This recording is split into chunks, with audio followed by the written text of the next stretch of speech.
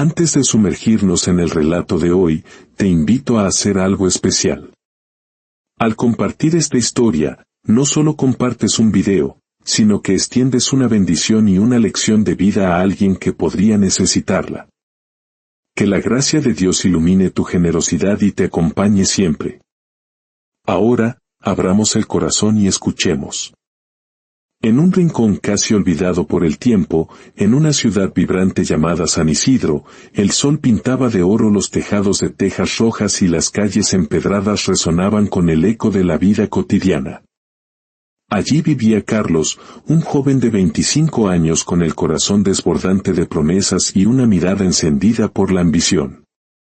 San Isidro, con sus mercados repletos del aroma a especias y frutas frescas, era su hogar y su mundo. No era una metrópoli imponente, sino un pueblo con un encanto humilde, de casas de adobe que se alineaban en calles estrechas y un río que serpenteaba perezosamente en las afueras, reflejando el cielo carmesí del atardecer. Carlos era alto, de piel bronceada por el sol del taller y una sonrisa que tenía el don de desarmar al más serio. Era conocido en todo el barrio por su carisma y su ética de trabajo incansable. Desde niño, había aprendido el valor del esfuerzo. Su padre, un carpintero de manos callosas y corazón noble, le enseñó que cada clavo bien colocado era un ladrillo en la construcción de un futuro mejor. Su madre, una costurera de dedos ágiles y alma piadosa, le inculcó la importancia de la paciencia y, sobre todo, de la fe. Ambos habían partido al encuentro del Señor cuando Carlos apenas cumplía los 18 años, dejándole como herencia un pequeño taller de carpintería y la modesta casa familiar. Pero en lugar de rendirse ante el peso de la pérdida, Carlos transformó su dolor en una determinación férrea. Convirtió el taller de su padre en un negocio próspero, fabricando muebles que combinaban la robustez del roble con la elegancia de diseños tallados a mano con una maestría que asombraba. Sus mesas y sillas adornaban las casas de los comerciantes más prósperos de San Isidro, y su reputación crecía como la espuma en la orilla del mar. En el corazón de su éxito y de su vida, estaba Elena, su compañera desde hacía 3 años. Elena era una mujer de mirada serena y carácter firme, con el cabello negro azabache que caía en suaves ondas sobre sus hombros. Trabajaba como panadera en una pequeña pastelería del centro, y su habilidad para transformar harina y azúcar en delicias celestiales había conquistado el paladar y el corazón de toda la ciudad. Pero lo que realmente unía a Carlos y Elena era una visión compartida, un sueño tejido con los hilos del amor y el esfuerzo conjunto. Planeaban ahorrar para comprar un terreno a las afueras, donde soñaban con levantar una casa con un gran porche, un jardín lleno de naranjos y un taller más grande para Carlos. Cada noche, sentados a la mesa de la cocina, compartían sus anhelos mientras el aroma del pan recién horneado llenaba el aire, un aroma que para ellos era el perfume de la esperanza. San Isidro no era solo un lugar, era el lienzo donde pintaban su futuro.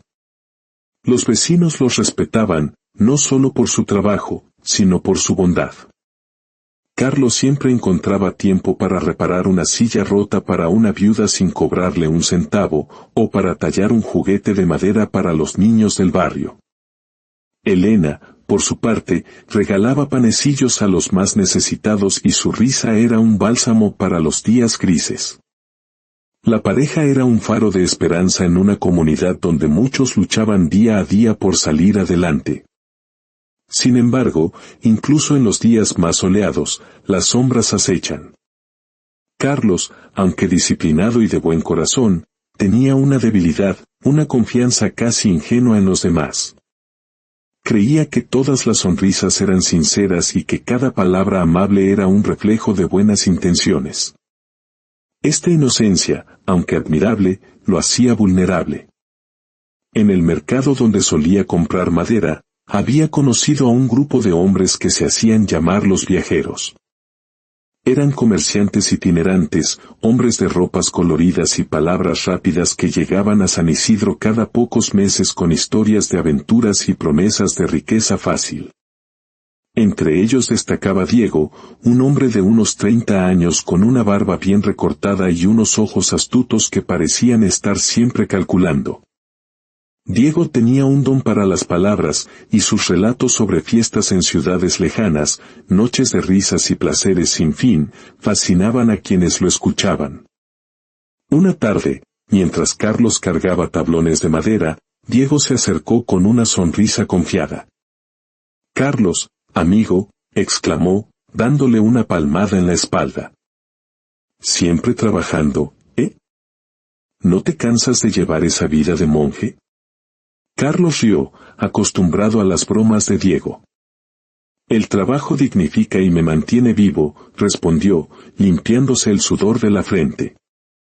Pero Diego insistió, invitándolo esa noche a la taberna del pueblo, un lugar que Carlos rara vez visitaba. «Solo una cerveza, hombre, no te hará daño».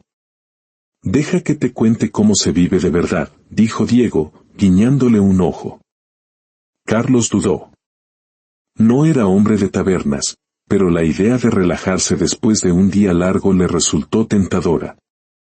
«Tal vez», respondió sin comprometerse. Diego sonrió, sabiendo que había plantado una semilla. «Piénsalo, amigo. La vida es más que martillos y clavos», dijo antes de alejarse, dejando a Carlos con una chispa de curiosidad que no podía ignorar. Esa noche, en casa, Carlos estaba inusualmente callado. Elena, siempre atenta, lo notó. «¿Qué te pasa, amor?», preguntó. Carlos suspiró. «Me encontré con Diego. Me invitó a la taberna. Dice que trabajo demasiado». Elena frunció el ceño, pero su voz fue suave. «Carlos, tú sabes quién eres.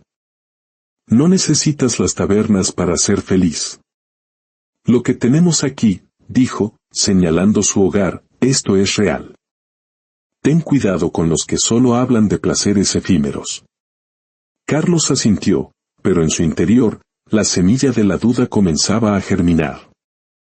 Al día siguiente, en el taller, su mente estaba distraída.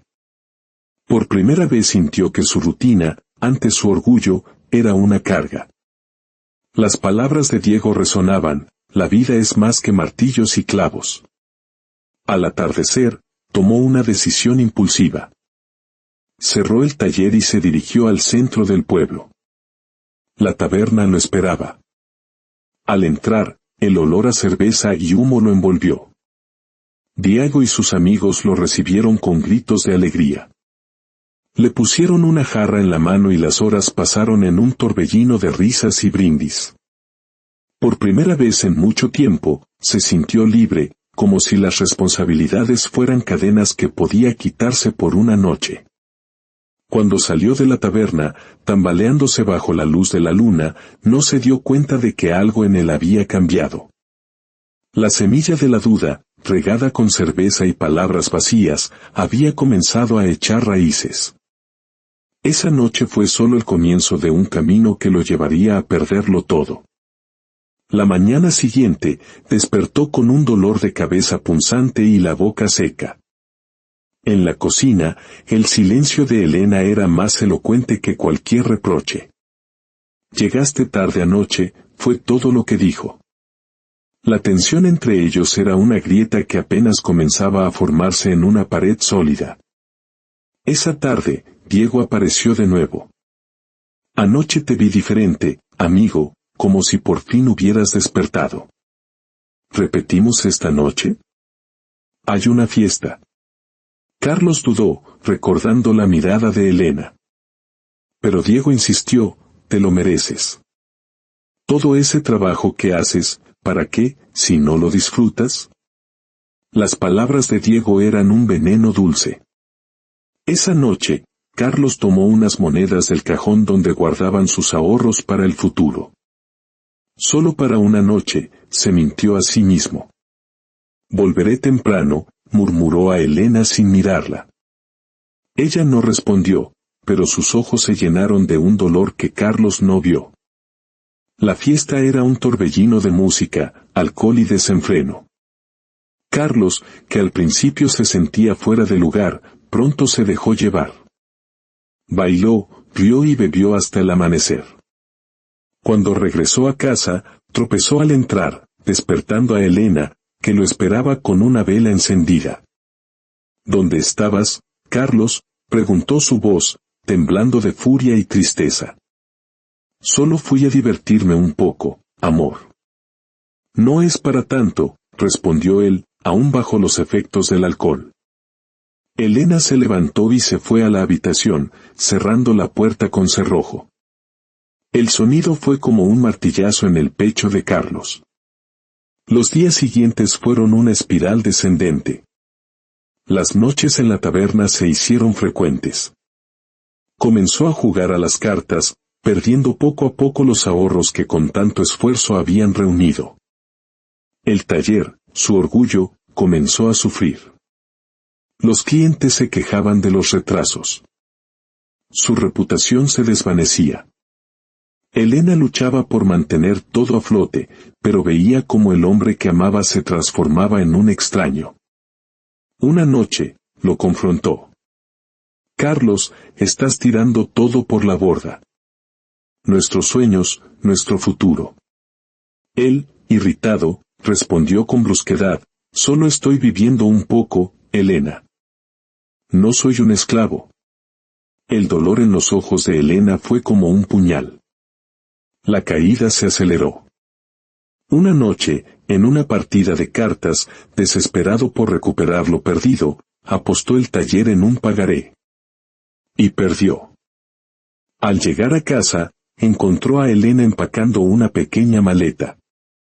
No puedo más, Carlos, dijo, con la voz rota pero decidida. Me voy con mi hermana. No sé si volveré. La puerta se cerró tras ella, y el silencio que dejó fue más ensordecedor que cualquier grito. Carlos se derrumbó. Había perdido a Elena, los ahorros, el taller. Lo había perdido todo.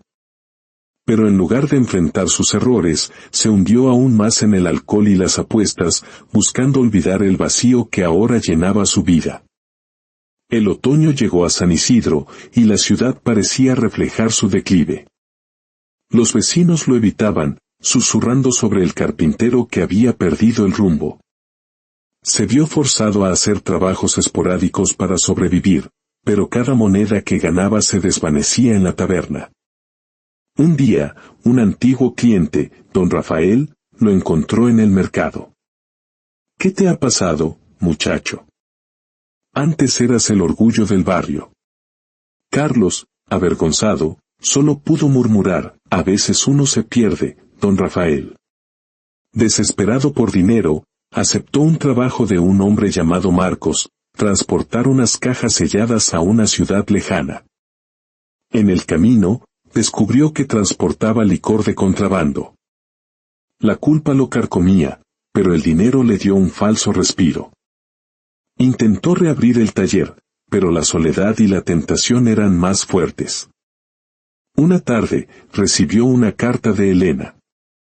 Espero que encuentres tu camino, Carlos, escribió, pero no puedo seguir esperando a que lo hagas. Cada palabra fue un golpe. Esa noche, en lugar de ir a la taberna, caminó hasta el río y lloró por todo lo que había perdido, no solo a Elena, sino a sí mismo. La vida se convirtió en un ciclo de trabajos humildes y recaídas. Vendió la casa para pagar sus deudas y terminó en una habitación alquilada, oscura y húmeda. Una noche, un anciano en la taberna, don Esteban, le dijo, el primer paso para superar algo es admitir que estás perdido. Y tú, Carlos, estás perdido. Esas palabras lo sacudieron. Aceptó un trabajo limpiando la forja de un herrero, don Paco. Era un trabajo duro y humilde, pero le daba un propósito.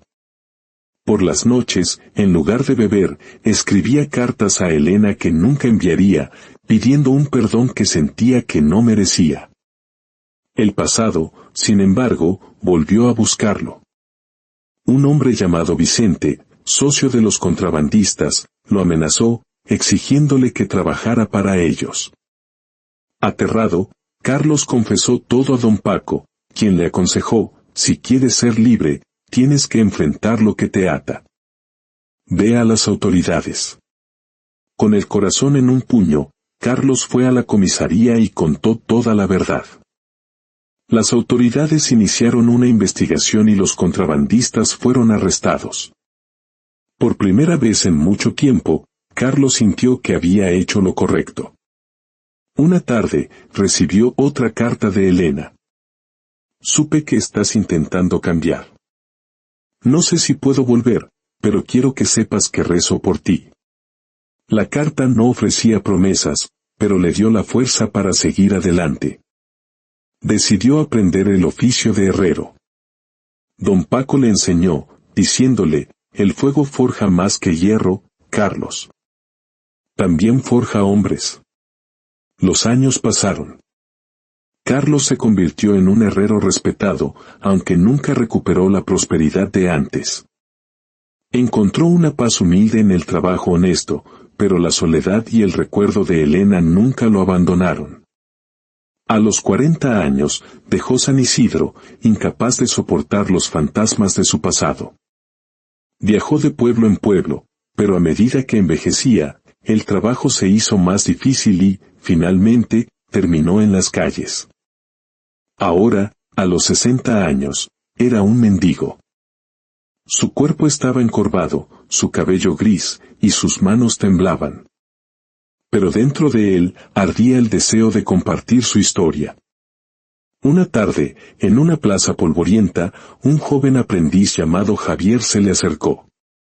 «Señor», dijo el joven, «siento que usted tiene algo que decir». Carlos sonrió débilmente. «Hijo, te contaré una historia». Y bajo el sol del atardecer, Carlos narró la historia de su vida, la gloria, el amor, la caída y la lucha. Habló del consejo venenoso que lo había destruido: gasta el dinero, disfruta, porque cuando mueras no te llevarás nada. Con lágrimas en los ojos, confesó: ese hombre que lo perdió todo. Soy yo. Javier escuchó, con el corazón encogido. Señor, su historia no la olvidaré. Prometo cuidar mi vida y mi futuro. Carlos tomó las manos del joven. Eso es todo lo que pido, hijo. Que mi dolor sirva para que tu vida sea luz, no sombra. Recuerda a tu Creador en los días de tu juventud, antes de que lleguen los años malos y no encuentres contentamiento en ellos. Esa noche, Carlos sintió un alivio profundo. Su vida rota había servido para algo. Días después, en un hospital de caridad, cerró los ojos por última vez, con la imagen de Elena sonriendo en su mente. Murió con una paz que no había conocido en vida. Javier, inspirado por su historia, se convirtió en un hombre de trabajo y fe. Y años después, como un exitoso zapatero, compartía la historia del mendigo que le enseñó el verdadero valor de la vida. Que la historia de Carlos nos recuerde que cada decisión construye nuestro mañana, y que incluso en la caída más profunda, la redención es posible si abrimos el corazón a la verdad. Que Dios los bendiga y los guíe siempre por el camino de la luz.